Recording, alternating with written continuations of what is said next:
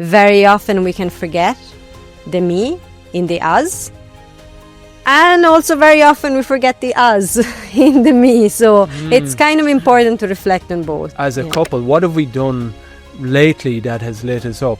I do want to asterisk that and go, there can be the risk, and that's okay. With my own health recently in the last few months, I've had to reflect very sincerely on all the things that took away my energy. Have that conversation, because the psychological weight of so many of these things that are taking the energy really takes the joy from the day-to-day in marriage. So it takes one conversation to get real. Make it special. Have that corner of the sitting room that is like you just have the cushions ready for both of you, that it's your special little getaway space, etc. Make it comfortable. You deserve it. Doesn't matter what's happening. Even if we have to get up at 5 a.m. to have that bath together, but we're making it happen. So that's how we do it. Placing your awareness as a couple on what can we do together, and then scheduling it in. I think that's a really important part here practically.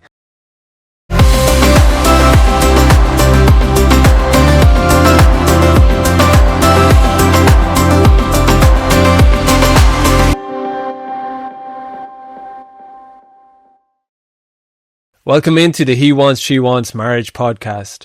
In this episode, we're talking about marriage spring renewal. 5 things to spark life back into your marriage this season. It's springtime, baby. It is. And in Ireland, we definitely feel it. It's literally like, sunshine and outside and energy back in the system after the darkness of the winter. So yeah, the darkness, particularly for myself anyways, the longer days, getting up brighter mornings, longer evenings, it really kicks us into this impulse. Super quickly, I want to put a shout out to our sacred listeners in the Southern Hemisphere. I know there's a great pool of people in South Africa, in Australia, New Zealand, that it mightn't be their spring, yet don't avoid this episode just yet. The reflections are super potent at any time of year, but definitely for the Northern Hemisphere that are waking up into the spring, there is a particular energy about springtime naturally that just calls the human spirit to really press the refresh button. Yeah, I mean, I'm talking probably to the ladies now, but that impulse to do the whole spring cleaning of the house, or to just throw away half of your wardrobe because you just want to renew, there is that element. And without, it's not shallow or anything. We're following an impulse. There is that wanting, and we see it we're fortunate enough to live in nature. There's so the flowers are coming back out, the buds on the edges are coming back out, everything is charged with potential, and to harness that potential we kind of have to ride that wave. And we're hearing advices everywhere as to how you can do it for yourself, how you can do it for your home, how you can do it for your own energy. And that's all beautiful. But what we were wanting to do with this episode is how can we do it as a couple? How can we harness that energy and ride that wave as a couple with the intention to set a tone for the next season that actually brings more connection, more closeness, rather than, because the other one, when it's very individualistic, can actually bring disconnection. Because I could just go on a wave of, my energy and whatever, but that may not match yours, or there's no conversation that actually can create disconnection. So that's what we're wanting to do with these 5 things that we want to bring to you today. Yeah, it's mission critical to do this as a couple now, because the whole of society is built on this spring renewal. You know, if you think of kids, sports teams, they're predominantly spring and then the summer. So everything in society tends to get more jam-packed and busy from spring to summer, and then we go into a sort of a decline in autumn. As a couple, if you don't prioritize yourself now, you're going to have the whole of society through school, through sports, through a ton of stuff in your community, activities, people coming. We tend to visit. You know, spring and summer tends to be the visiting, and then holidays, and you blink and another year is gone. So it's mission critical, hence we're doing this episode now. It is mission critical with the busyness of modern life that you prioritize yourself and your partner in your marriage now, so you actually prepare the system to cope with the other stuff. Yes, hence we paused the Marriage Apocalypse series just for this one episode. We're going to come back to it from next week, but we wanted to get this in now because that's the time. Okay, so let's go. We're going into the 5 things. We're good with that? Yeah, definitely. Okay, good. So these are kind of like 5 reflection prompt, but they're quite practical, as in from these you can get to quite practical solutions that are going to be your own. You make them your own as a couple. So the first one is, what are we really proud of accomplishing or overcoming as a couple? And this can be like in the last few months, in the last season. And it can be longer term. Take a look at your kids. Take a look at the house, the home. You know, we've been in this house or home 8 years and we tend to forget this stuff. Just take a look and go, well, look at what we've done thus far. This, for me, I think maybe it's, I think it's pretty widespread in husbands and wives. I know the masculine impulse is getting shit done, which is really cool. There's always the next project at work, in sports, etc., etc. So the tendency is that you're constantly chasing the horizon. The horizon is sort of set with the next 4, and that is beautiful. You're setting yourself up for a great year. There is such a quality in a marriage to slow down and go, before we set off on another task, on another journey, on another adventure, no matter how beautiful it is, look at what we've done thus far. Let's slow down, you and me, and go, oh my God, like, look at the kids, house, home, the career change, what we've done as a couple more intimately. And it really builds a muscle, a sacred muscle that tends to get lost in marriage. And when you lose out on that perception and the recognition of how much you've achieved together, how much you've already done, you're missing a foundation. Things tend to get superficial. Yeah, also because new adventures or new things that you want to do usually are, not always, but they can be started from a complaint. Like from, we want to renew the house because we don't like the way it is now. We want to change the mattress because it's uncomfortable. So bringing the first prompt being something to celebrate and just kind of grounding on, well, yeah, maybe things that we want to change. But there's all of this amazing stuff that we've accomplished. It's really powerful way to start. Yeah. Okay, so point number 2. What lights me/us up lately, and how can I/we experience more of that? And that is important. We haven't put the me and us by accident there, is because very often we can forget the me in the us. And also very often we forget the us in the me. So it's kind of important to reflect on both. Yeah. One thing that jumps out for me personally is what lights me up is playing guitar. I think I've mentioned on the guitar or on the podcast previously, I've been having guitar lessons every 2 weeks for, I think it's about 5-6 months now. That lights me up. I love playing the guitar. And it's in a crazy period of married life, of work life. So there's continually this part of my mind going, I just email Richard, my teacher, and go, hey, I'm just going to, but I know if I tap, I'm not going to be going back to guitar lessons. It could be for like 5 years. It's like, but that, me recognizing that lights me up. I had your support. We had that conversation. You were like, hey, make shit happen. And I went, I booked online, super simple, every 2 weeks, get the job done. And that lights me up. I know I feel much better the far side of every single lesson. And there's a sense of relief going, I'm glad I'm keeping this. This is me.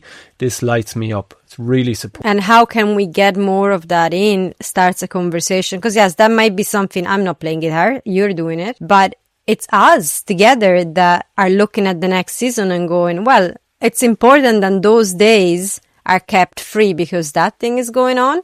And if you want to actually get more lessons, well, it's important that we create the conditions for that to happen. So it becomes a conversation between the two of you instead of the one person having to fix it themselves. And it was interesting when we went through this prompt, I was like, oh, you have the guitar. And I'm like, what the hell lights me up recently? And I was like, oh, Nothing. Not in a self-defeating way, but it was like, okay, that's really powerful information.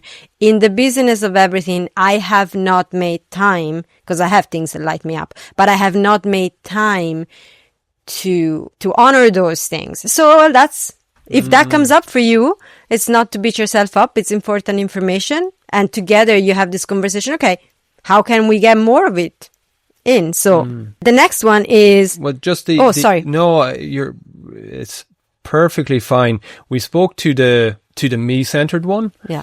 There's the us part. You know, what have we together, yourself, myself, and you guys at home, to reflect on that part as a couple? What have we done lately that has lit us up? I do want to asterisk that and go, there can be the risk, and that's okay. There can be the risk of nothing. We haven't felt lit up. Again, that's information. In fact, in a lot of cases, if you're really honest, you'd be like, I'm not really feeling that we've felt lit up, because so many couples get lost in the day-to-day. It happens. Kids, work, house, in-laws, outlaws, sick parents, sick dog, walking, everything. So the encouragement is, approach it non-judgmentally. Well, isn't that interesting that we as a couple, we can't actually put our finger on something lately? Hey, go a bit further back. If you go back, one thing for us, and we did recognize that, is like going for walks. In our first 6 months together, we were having the morning walk. And in fact, from that recognition, we re-establish a walk in nature. And when we do that, that really energizes it. So it's just to bring that practical thing. Discipline your mind, guys. Even if it's not recent, don't let that rain on your parade. You will find, if you dig deep, at some point you guys were getting on so well that you thought like living together, being married forever after was a good idea. At some point you'll have some activities that lit you up together. Get creative and go back, a period of time, if not a couple of decades, if you have to. Yeah, because it can be as simple as, we used to have coffee in bed. It could be really simple. It doesn't have to be anything so time consuming and crazy. And very, very often that's a really great point. Very often it's the simple mundane things that this modern society that tells us it has to be something expensive. It has to be this. It has to be eating out. I've got caught in that trap where I wasn't doing things with you because, I don't have money, so I can't do anything. No, dude. The simple things are very often the most meaningful. Okay. Now we rock on. Number 3. Okay, so that's the opposite of it. So what takes away my or our energy, and how can we experience less of that? And that's equally as important. I know we've had plenty of, I've really had to, with my own health recently in the last few months, I've had to reflect very sincerely on all the things that took away my energy, because my levels of energy are not as available as they were for a while. And by looking at that, you can really see where you're leaking energy out all the time that then takes away energy for the other thing that was like what lights you up.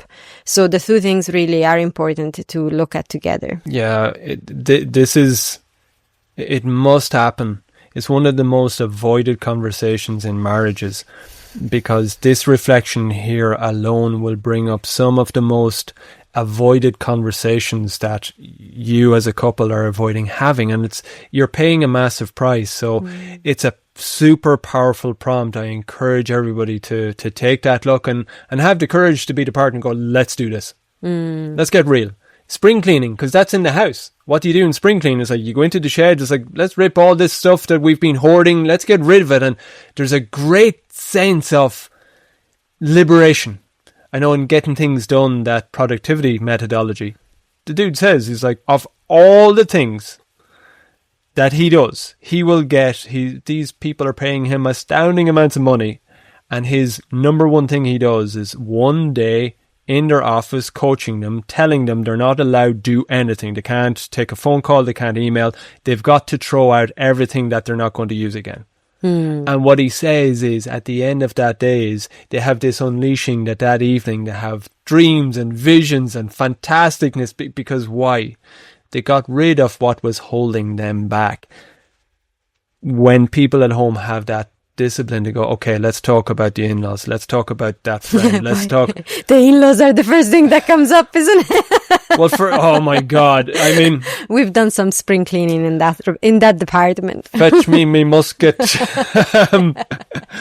Internal joke about a quote from a movie. Have that conversation, because the psychological weight of so many of these things that are taking the energy really takes the joy from the day-to-day in marriage. So it takes one conversation to get real, to go, let's embrace this topic now, and let's take the next action to really hack that part of our lives out. Yeah, it's really important. When you take that away, you make space. You actually make space for what lights you up. And if you do it together, so what's taking it away from us together? Like, I know we've had conversations of, well, if we're not sleeping enough, well then we can't actually bring energy to the intimate practice or to be present with each other. So that's a really important thing for both. Or again, it can be simple. It doesn't have to be big. Yeah. Okay. Then the next one. What do we want to prioritize as a couple in the upcoming months? And here you can play with it. Imagination is the limit. It's like implementing new connection rituals, like a weekly bath together, a weekly walk together. Maybe you could take up a dance class together. Whatever that is. Listening to the He Wants, She Wants Marriage podcast together. Good one. Very good one. Yes. True. It's a cool thing. And again, it's the forgotten thing. Placing your awareness as a couple on what can we do together, and then scheduling it in. I think that's a really important part here practically. When you schedule it gets done. Because often couples can even spontaneously have these conversations. You know what? Well, we need to do more of whatever. A loving couple, that's going to happen.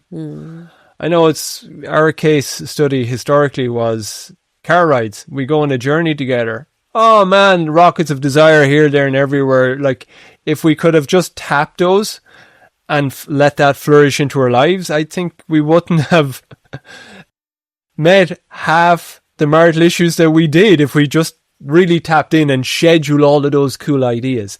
So it happens. And that can really lead to an eventual hopelessness of we have all of these good ideas, but it just doesn't come to pass. Happen. Yeah. It takes discipline to go, hey, we did this super powerful spring renewal thing with the he wants, she wants, those awkward dudes that just keep on bombarding us and telling us we have to share. And we did that. Let's actually lock this in this spring. Let's schedule it.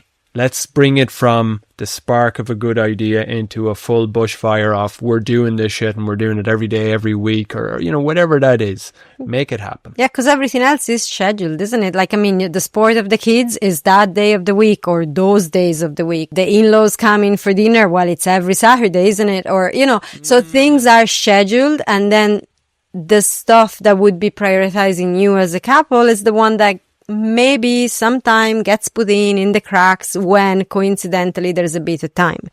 And that's not going to work. No. That has to be scheduled. It's like, okay, that's it. If Saturday morning me and you are having a bath, doesn't matter what's happening.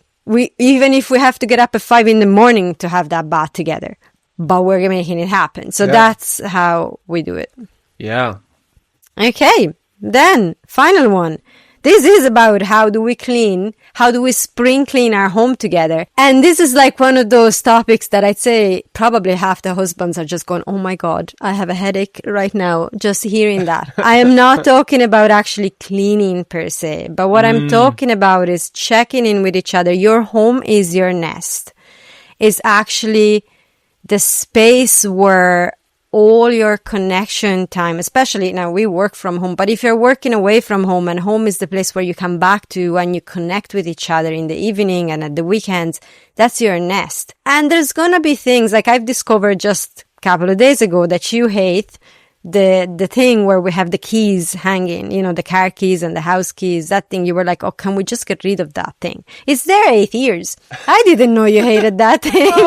But that's important because that's like every day we're using that. And every day you get frustrated with this thing. So if we can actually just look at our space together and go, is there something, and we don't have to do the whole big thing, like the whole big home renewal, but can we just make some changes that make it cozier for both of us, that make it, you know, okay, we change that thing. We'll put something that works for both of us.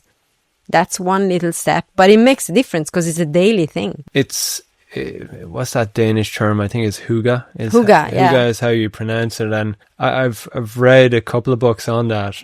And it's almost like this, the English language struggles to describe what it's about, but the coziness, the comfiness, the visceral feeling that just, you know, snuggling in together, spaces that really allow. Yeah, I have it here. Hygge simplified, a guide to coziness, comfort, and conviviality. There's this little book here has been like a class little book because it speaks exactly to that. So it's like going from the inspiration of hygge, it's that sense of, I think the word deserving comes up for me. It probably in all of this is we have been conditioned to be so hard on ourselves and so goal-oriented. Like it's goal-oriented kids, because you can't relax as a parent until your kids are out the far side of Harvard and they have, 3 kids, a wife, big car, done. I can finally relax. That day never comes. You know, and that in parenting, in your own career, and we forget that we're alive now. We deserve to feel really snug and comfy now. One of the guys in the community there a couple of months back, I absolutely loved it. He was actually doing really profound work on deserving.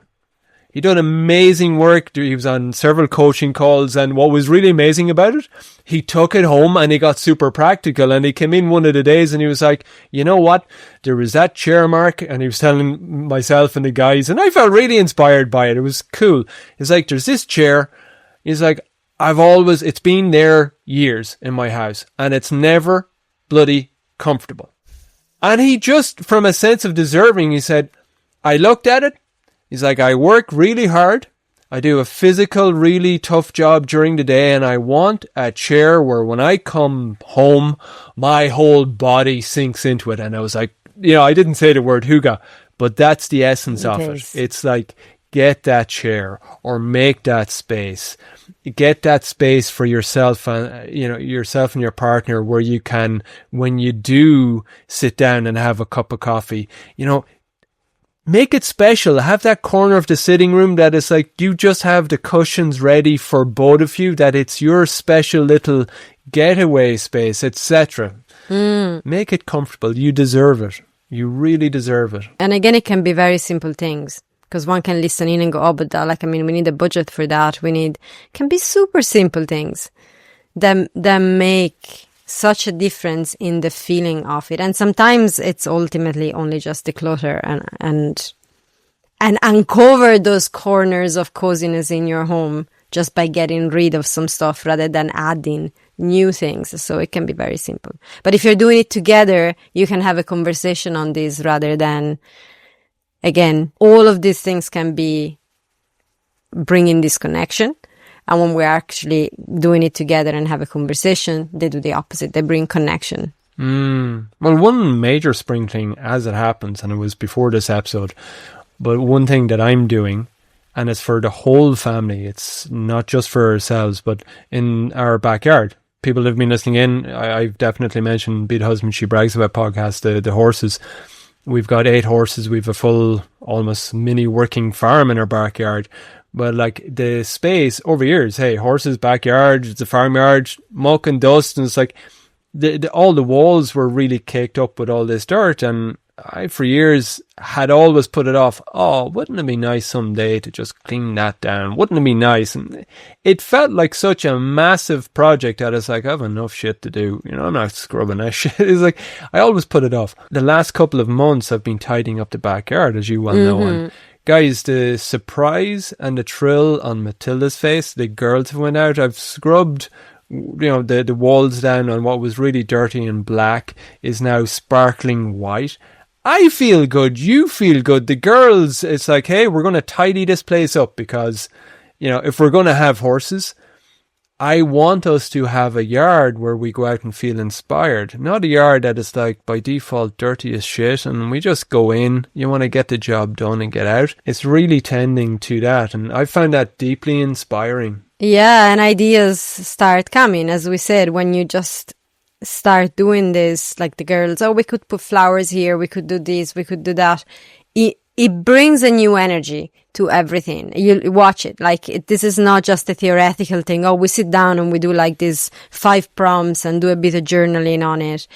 When you act on these things, even if you give one answer to each of these, you don't have big lists. You don't have to make big lists.